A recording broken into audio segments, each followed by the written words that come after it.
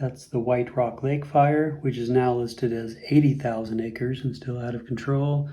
And there's these three large fires over here. Probably we're getting the smoke from the Lighten fire. That's the prevalent wind is going in this direction. And our air here is in the dangerous category. We have been getting just a little bit of rain today, so I notice the numbers are coming down ever so slightly, but we're kind of in this area right here. We were at 620 earlier, and this is, 580 is dangerous, and we're supposed to be predicted to be in that range all week, at least through Wednesday.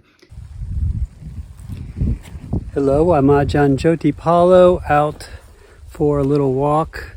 Not so much for the exercise, but I came out here and I wanted to show you the conditions we're in right now. That's the marsh. Looks like there's kind of no place for the smoke to go anymore. There's potential that we'll get some rain either tonight or Sunday. It won't be enough to do anything with the fires, to put them out or anything. That probably won't come until mid-September. So here it is Sunday afternoon, getting just the tiniest amount of rain. Not really much to help.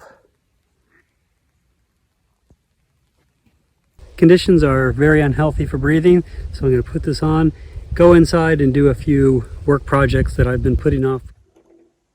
People often ask how we get training as a monastic, because we don't tend to be an academic tradition, and so a lot of what we learn is just from experience, living with other monastics.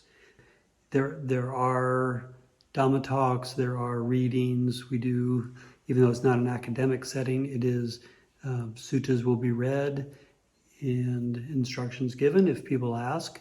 But a lot of it is just living your daily life in the context of you have rules and you're training in how to live a beautiful life following those rules. Mostly how I learned was through observations of other people.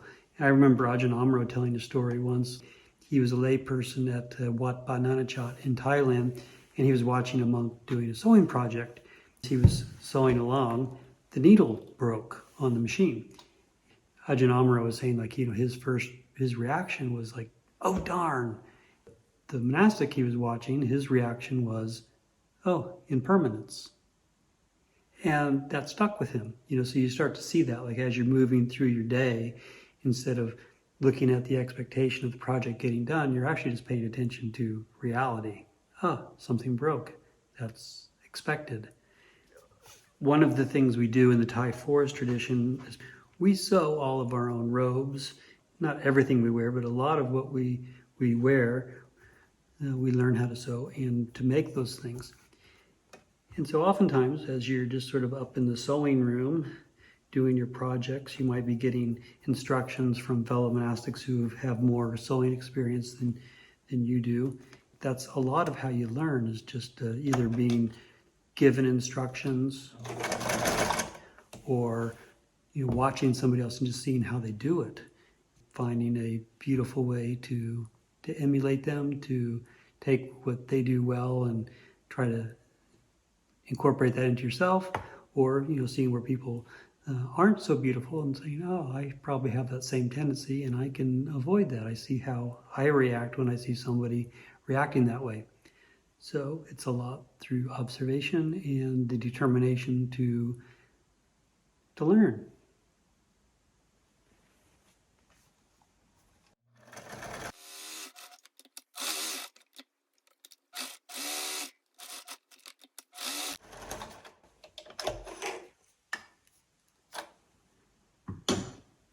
So there you go. I have a patch ready to mend my ways.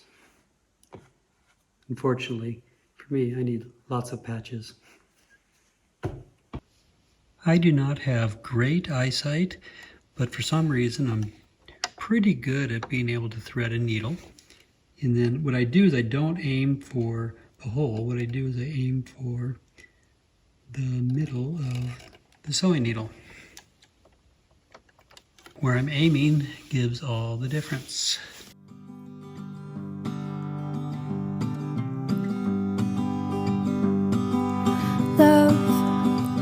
is a burning thing, and it makes a fiery ring.